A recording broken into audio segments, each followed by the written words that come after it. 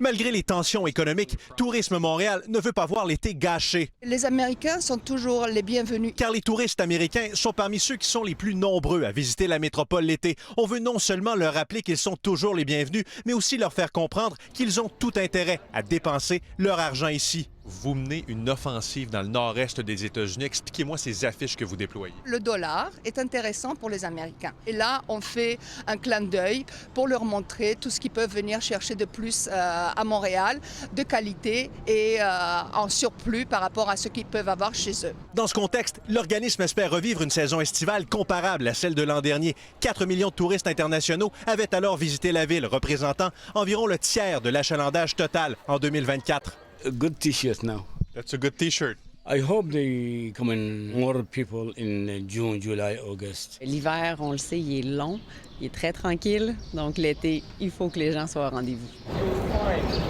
Vous venez d'où, vous? À Ontario, North Bay. I'm from Russia. I'm from US, Ohio. What are you looking for? The Basilica Notre-Dame. On a une prévisibilité en ce moment d'un taux d'occupation autour de 80 % pour la saison estivale, avec des pointes, notamment pendant le Grand Prix, qui pourraient monter à plus de 85 %. Cette année, on inaugure un vol direct Montréal-Édimbourg, Montréal-Naples, Montréal-Valence, Cincinnati et les Bermudes. C'est important de voir un peu partout les 156 destinations comme étant des connectivités directes et qui amènent bien entendu des touristes. Selon un récent sondage de l'Alliance de l'industrie touristique du Québec, un Québécois sur deux ayant annulé un voyage aux États-Unis cette année compte rester dans la province. Une tendance qui pourrait aussi jouer en faveur de Montréal. Bien entendu, on appelle à la vigilance.